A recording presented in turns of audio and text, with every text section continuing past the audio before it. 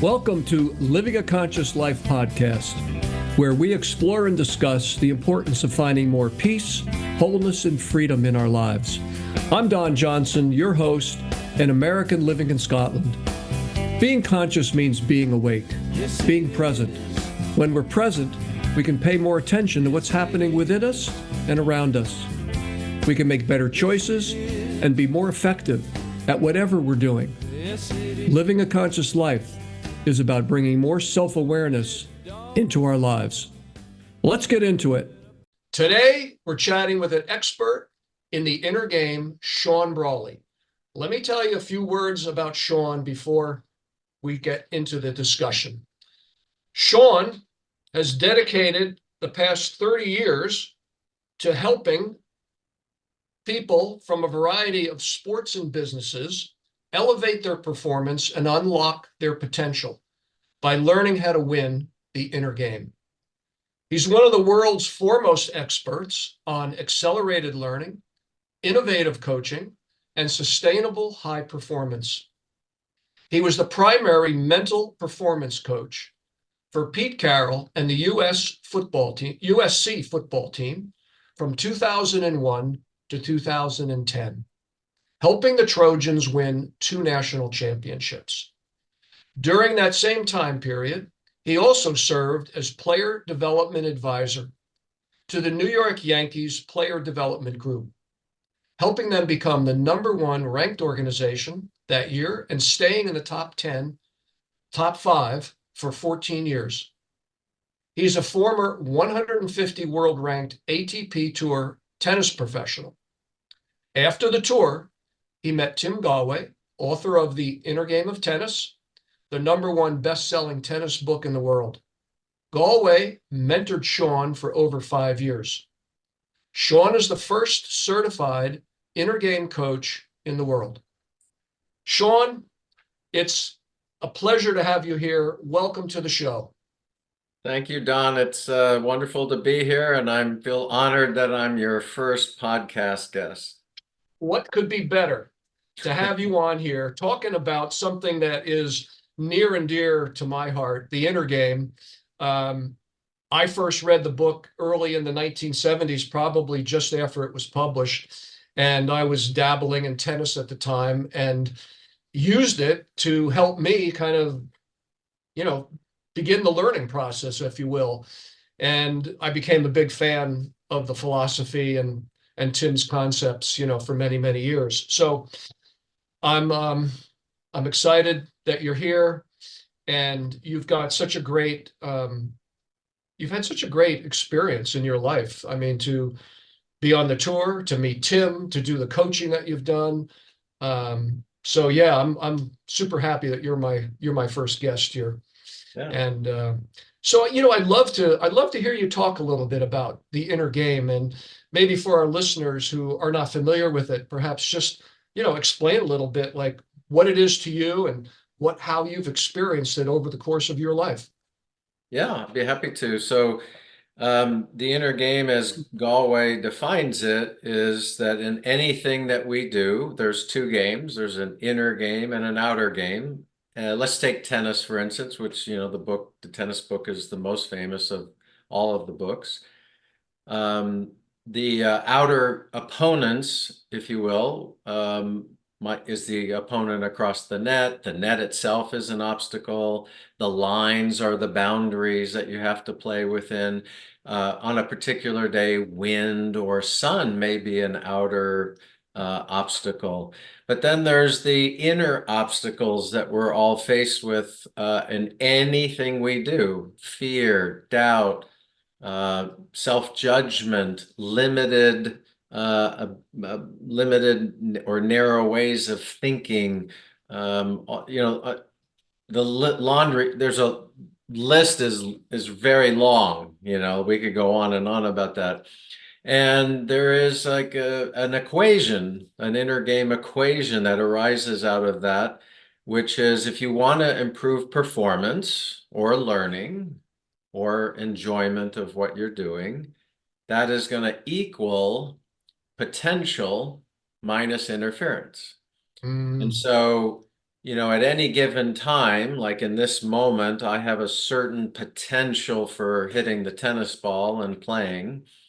And it's going to be subject to how I, interfere with myself, which I would love the readers to know right off the bat that even after 30 plus years of doing the inner game, I still get in my own way.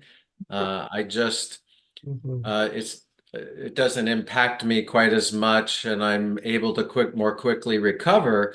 But I think my belief now is that things can get better and better and better, but that we're always going to be confronted with the ways in which we get in our own way. And so that's really what the inner game is about.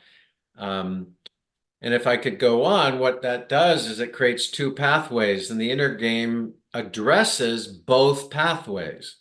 Mm. So if one pathway is developing potential, and the other pathway is reducing self-interference. And the inner game has something to say about both of those pathways. Ah, that's a great description of that because I love that equation that Tim, I guess I think he put that in one of his later books, if I'm not mistaken. And it made so much sense to me. Uh, I'd love to hear you say a little bit more about the kind of those two pathways and developing potential and then reducing interferences. Like how do we do that?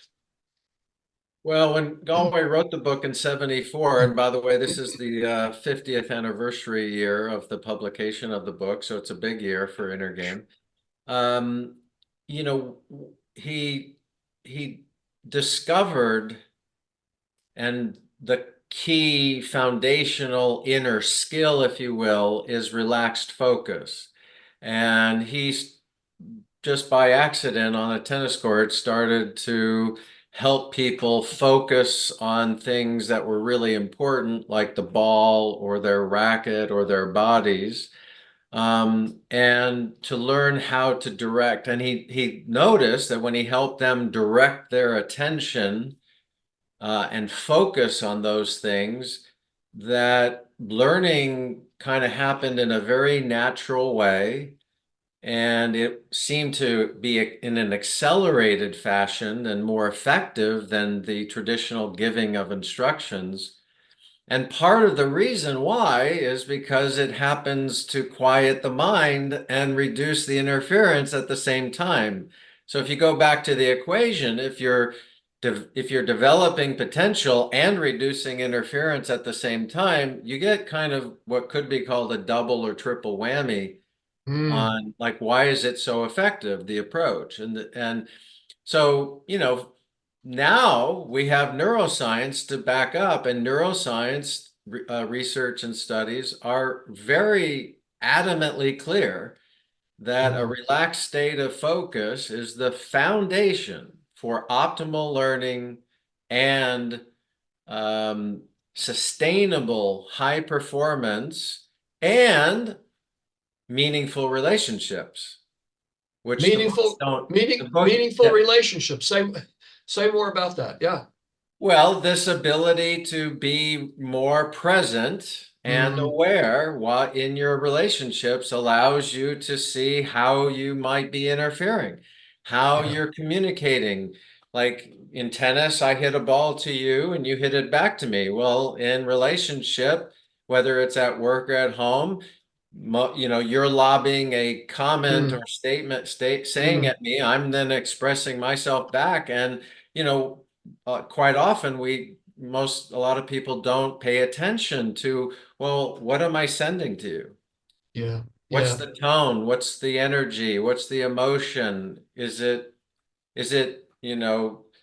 um, bringing us closer or pushing us, creating distance? And, there's no right or wrong in that. It's just noticing, well, what's going Hmm. on? Is this how I really want to be in this relationship right now? So this Yeah. idea of, really being present and understanding how our inner, like, demons and the voice of judgment and all of these different factors, how is it interfering? So it's like I said, it's the same whether you're hitting a tennis ball or Yeah. trying to be in a solid relationship with somebody. That's a beautiful example just to bring in the fact that we're not just talking about sports performance or learning a skill or just being at work. You're bringing in the fact that this is a great metaphor for life, for relationships, and this notion of relaxed focus. It has that kind of Zen Buddhist Wu Wei, kind of a feel to it, where it's all about the finding yourself in this sort of flow state. And I just a quick aside was a couple of months ago, I was playing golf and I was standing over I don't know, 4-foot putt, pretty easy. And I was having a pretty good round and I made the putt. And just after I stroked the ball, I realized that the entire time that I was standing over the ball, I was thinking about what I was going to have for dinner that night. And the putt missed, and and then I realized, oh my God, I was not present to that moment. I Right. was partly somewhere else. And obviously the lesson for me there was, well, I wasn't present, and I thought, and I could feel there was tension in my body, and like that, almost trying too hard and getting tight. And then, I redid the putt, and this time I just took a few breaths, and I just sort of did a body scan briefly and just noticed, like, is there any tension anywhere? And then it's kind of a breath out, and then a nice stroke, all in the hole, all is good. Lesson to Don Johnson, which is, how can I be more conscious in these little moments that make up my life? Because where I go off, generally, like you say, you lob something to someone, and you don't, you may not be present, and it may be a bomb that you're launching unintentionally, and then you get this thing back. So isn't it? It's just our lives are made up of these little moments. How do we bring the inner game to kind of everyday life? What can we take from it and Well, I apply? mean, there's a lot that, we can take from it. It just, one of the reasons I think that the Inner Game book is so popular even 50 years later. I mean, it sold 45,000 copies last year. People like Tom Brady and Pete Carroll and Steve Kerr of Yeah. Bill Gates is writing the foreword to the book. So, I mean, it still has legs after 50 years. So, Mm, clearly, people are getting value and benefit from it. Otherwise, it wouldn't possibly be, still sell so well. And so, mm. it can be helpful in general to know, well, what does somebody want to get out of their life? Like, where are they at? What are they trying to do? So, for instance, one person came to me one time not too long ago and, from very far away and said, I just want you to know that I'm coming to you because you're an inner game coach Mm. and I don't want to learn the inner game. I want to get better at tennis. And then somebody else, Right. might come and say, God, I'm just so fascinated with the inner game and I want to use tennis to, as a vehicle to really discover more about who I am and how my mind works and how I get, and so that would be a totally different approach. And then there's somebody obviously where it's in between. And Yeah. so the first thing that I usually tell people, because it's so critical for our enjoyment of life, our how we create our own suffering, how we can learn more effectively or perform more optimally, is to start with the voice in the head. Mm. I think if somebody is a novice in the inner game and then this kind of these practices, I think to stop for a moment and begin a week exploration, 1 week Mm-hmm. of just noticing the voice in the head. And Tim did that and named, the voice self one, and he named the potential self, self two, the one that has all the talent, all the intelligence, Mm. 4 billion years of evolution. And and so if we, and so if somebody starts to do that, one of the first things that they'll notice is that the mind is a thought generating machine. It's constantly going. It's just, the Eastern philosophies call it a monkey mind. There's all sorts of names for it, but basically, it's generating thoughts, not because we're creating them, it just is on its own. And Yep. so that's like one of the first things that's really important to notice about your self-talk is that, wow, this thing's going a mile a minute. And then if you notice how it's talking to you, it's quite often judging you, judging others. It's going into the past and regretting things that, you've done and make you feel guilty, or it's going into the future and causes you to be worried and anxious. And all of these things, once you start to learn how the mind works, starts to come under more of your purview of control. But until you recognize that this is causing most of our suffering, is Yeah. the thoughts being generated, which triggers the emotional content that's being stored in our bodies. And then there's then the conscious ego mind makes up a story about what's happening. And Mm. we end up locked in our stories and locked in our thoughts and our emotions.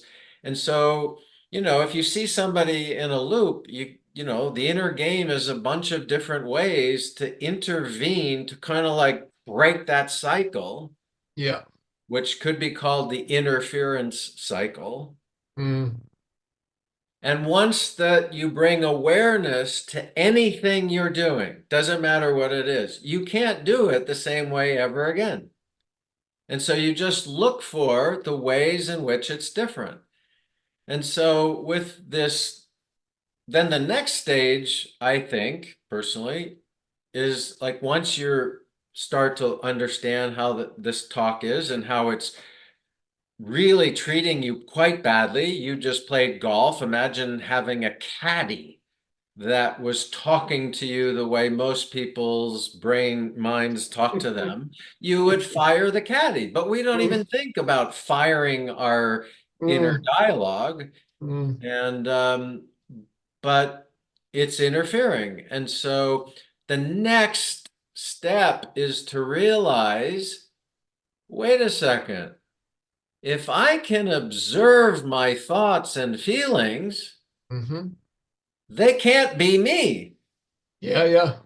They can't. Right. If I'm observing that thought and then that thought comes and then goes, and that emotion comes and goes, and the body sensation comes, your tightness comes, and then as soon as you miss the putt, you relax. It comes and goes. And so it can't be you.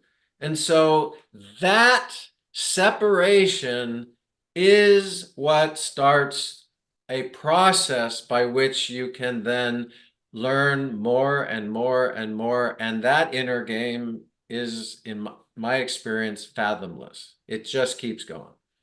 And Yeah. it's just this never unfolding exploration. And like you said in your intro, my experience is that my inner weather system has Mm-hmm. just every year gets better and better and better. And I still interfere with myself, but it gets better and better and better and better. Yeah. Yeah. That is a beautifully said piece right there. This inner interference, this being able to notice your thoughts, and that's the beginning of separation because then we realize that we're not our thoughts, we're something else.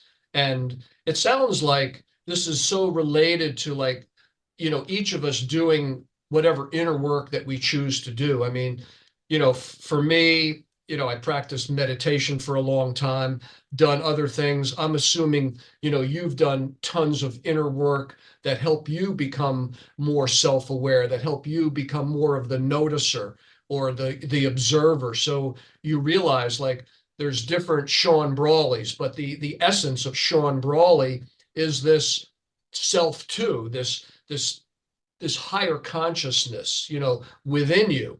And isn't that what we're really talking about here, is like being, tapping into something within us that can nurture us, that can lead, we can learn from, that we can be a part of. Absolutely. I mean, just think about it, Don.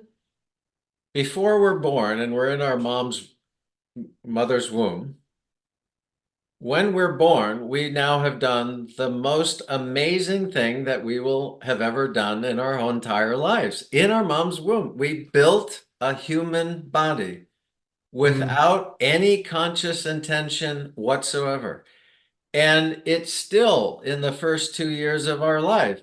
That intelligence that is within our body mm, is helping us grow. And there is an urge in us to grow.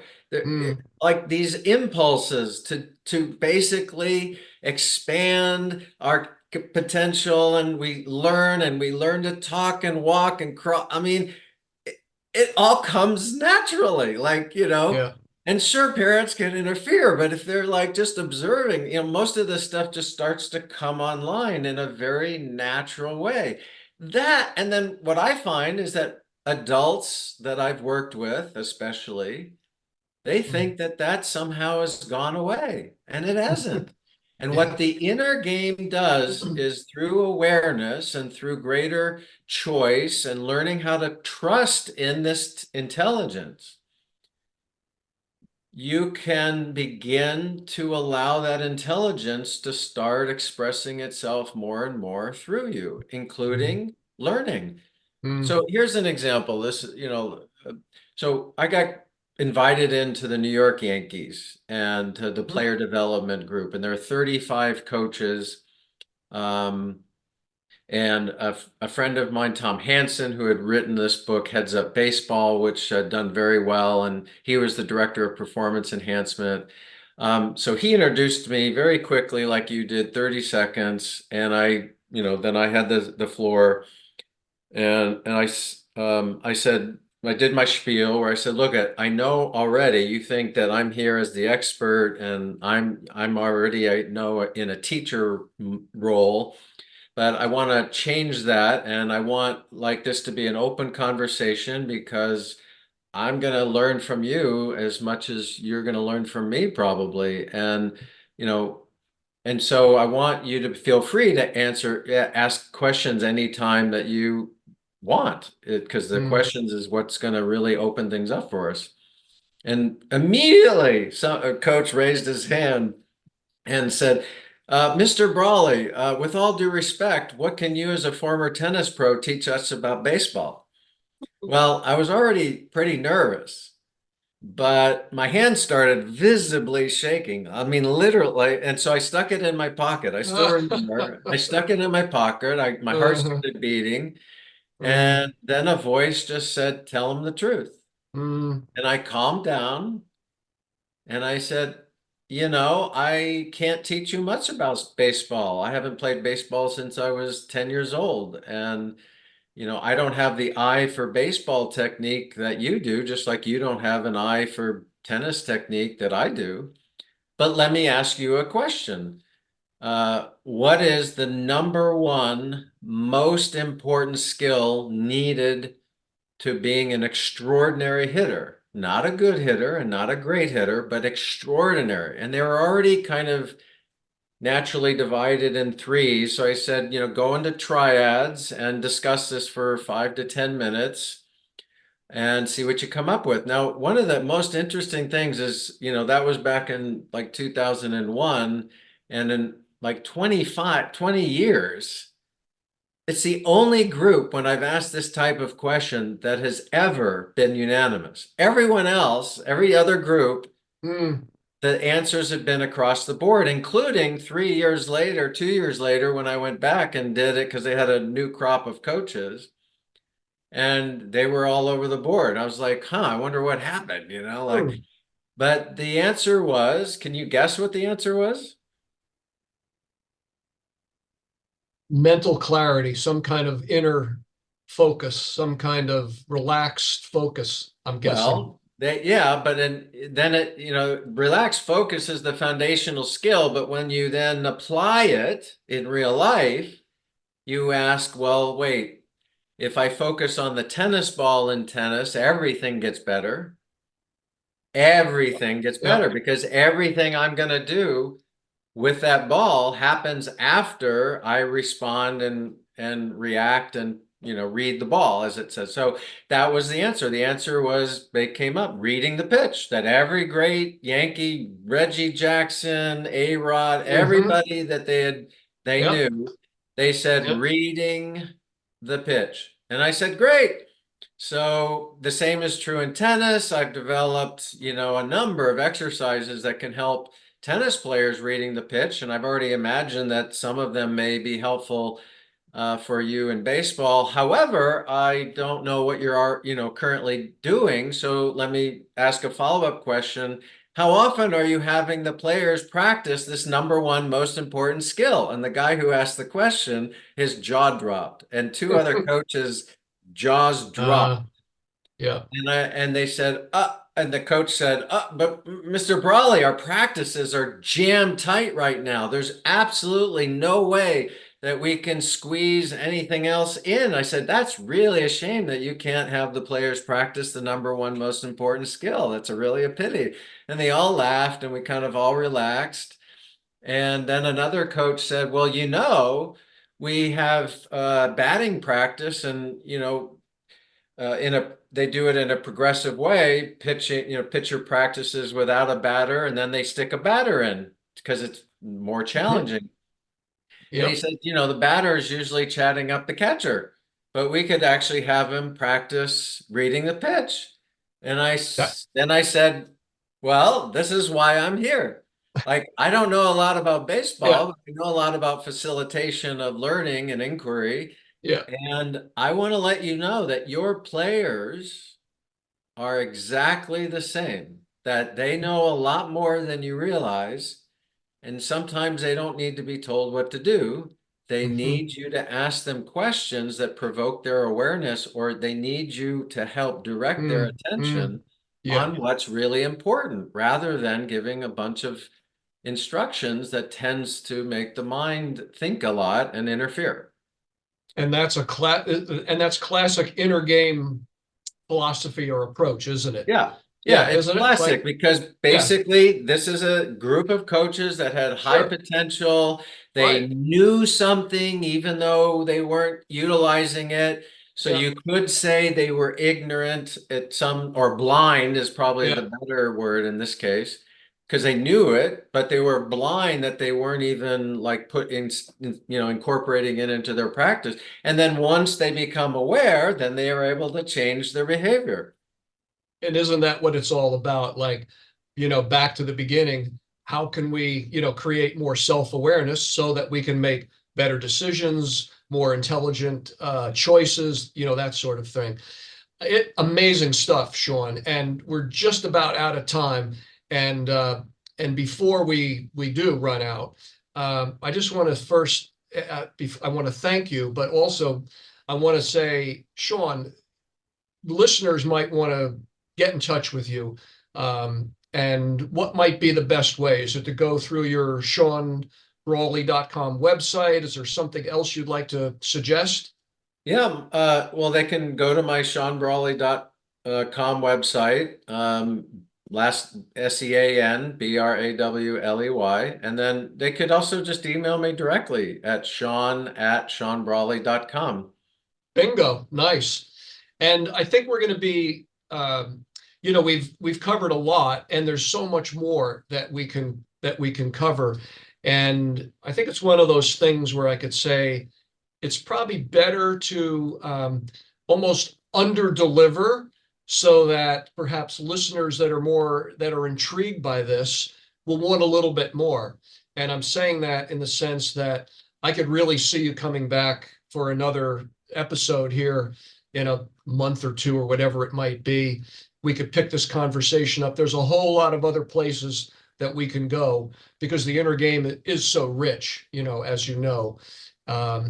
So I just want to wrap it up and say amazing stuff that you shared, Sean. I mean, I just love hearing you talk about your experience, making it practical, and explaining how the mind works and how it influences our emotions, our body, the way that we show up in the world. It's brilliant. So thank you. Amazing. Loved it. Fantastic Very stuff. happy to be here. I enjoyed it. So let's do it again, Sean. And I know that I'd love to have you back. So thank you. You're welcome. Have a lovely day. And I'm just gonna say goodbye for right now, and I'll see you soon. Okay. Okay. Thanks for tuning in, everyone. Living a Conscious Life, the podcast, is a co-production of Select Books, Scout Media, and myself, Don Johnson. Editing and post-production was done by Kenichi Sugihara. Our theme music, Yes It Is my own composition from my CD, Sweetwater, available on Spotify and Apple. I hope you enjoyed the program, and if you did, please subscribe to the show and give us a positive review on Apple Podcasts. For an even deeper dive into prescriptive advice with a practical footing across a wide expanse of human experience, Living a Conscious Life, the book, is available wherever books or ebooks are sold. This is Don Johnson saying thanks again, and I'll be back soon with another podcast. And look into the sun, leave the past behind. Yes, it is. Yes, it is. Yes, it is.